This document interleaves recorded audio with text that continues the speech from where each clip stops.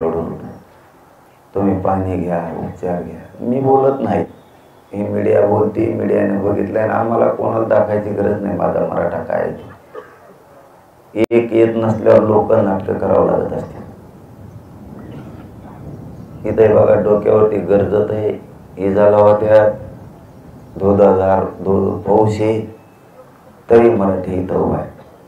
आता तुम्ही फ्रेम दिले असतील त्यामुळे तुम्हाला बहुतेक कॅमेरा फिरत येत नसेल, पण पावसात आत्ताही लोक किती उभा आहेत.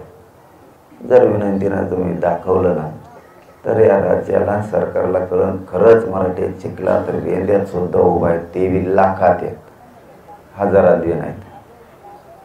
ही सत्य परिस्थिती. कोणत्या बाजूला तुम्ही वळालात तरी मराठी दिसते. कालचा दिवस माझ्यासाठी खूप वाईट होता. इतक्या वेदना होत होत्या खूप, आणि माझ्या समाजासाठी सुद्धा कालचा दिवस लय वाईट होता. काल इतक्या रडलेला आवाज कानावर येत होता ना, असं वाटत होतं कधीच उपोषण करायचं नाही. आता इतक्या आवडत होत्या बायाने, कोरडे पडले होते लोक, कोरडे. मला वाटलं 2 का काहीतरी बिशे सुद्धा पडले, त्यातले 2 का 3 जण. हे मला नाही सर. मग शेवटी जरी मुलगा म्हणून काम करत असलो तर जाण आहे, आणि मी कुठं दुसऱ्यासाठी करतो.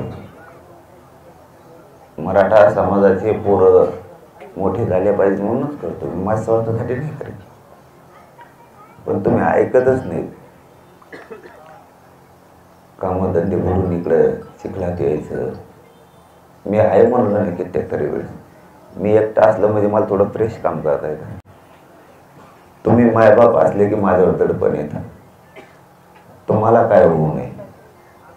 काय कायच्या गाड्या सटकल्यात, मोठमोठ्या खड्ड्यात गेल्या, इतर रस्ते बंद केल्यामुळे आपल्याला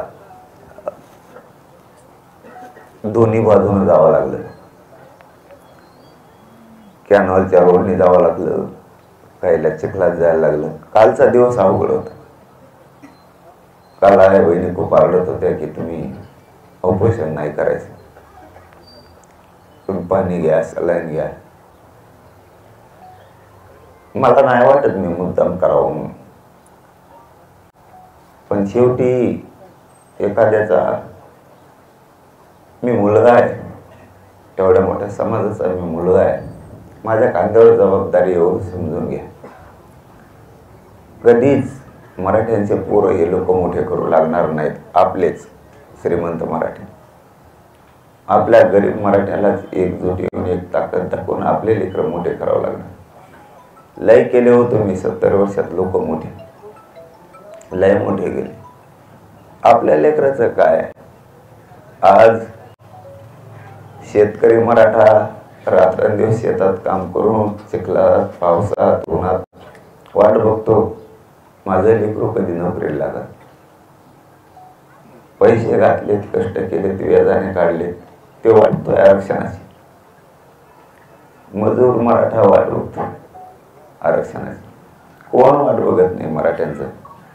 प्रत्येक पक्षात असणारा मराठा आरक्षणाची वाट बघतो. प्रत्येक पक्षात. शेवटी त्याचं पोरग जर एखाद्या टक्क्यावर हुकलं आणि ते जरी सत्तेत असला तरीही त्याला इतकं वाईट वाटतं की आपण सत्तेत असून फक्त आरक्षण नसल्यामुळं आपल्या पोराचा किंवा आपल्या पोरीचा आयुष्य बरबाद झालं. कोणत्या राजकीय पक्षातल्या मराठ्याला वाटत नाही की आरक्षण नाही मिळालं पाहिजे. कोणत्या शिक्षकाला वाटत नाही. प्रत्येक शिक्षक वाट बघतोय आज आरक्षणाची. पोलिसांमध्ये असणारा प्रत्येक पोलीस वाट बघतोय आरक्षणाची. एसटी ड्रायव्हर, कंडक्टर असणाऱ्या मराठा सुद्धा वाट बघतोय. हमाली करणारे मराठे ते वाट बघते. कंपन्यात, मुंबई पुण्यात शहरात काम करतात आमचे लोक. कंपन्यात करतात, कोणी कुणाच्या दारासमोर राखाने, कोणी हॉटेल टाकलेत, कोणी टपऱ्या टाकल्यात, कोणी रिक्षा चालवते, कोणी जिपा चालवते, कोणी ट्रॅव्हल चालवतोय, कोणी ट्रक चालवतोय, कोणी रोडच्या लाईनच्या गाड्यावर आहे. प्रत्येक मायबाप, टॅक्सी चालवणारा मायबाप वाट बघतो की माझा आरक्षण जर मिळालं तर माझं लेकरू अधिकारी होणार. प्रत्येक मराठा वाट बघतो.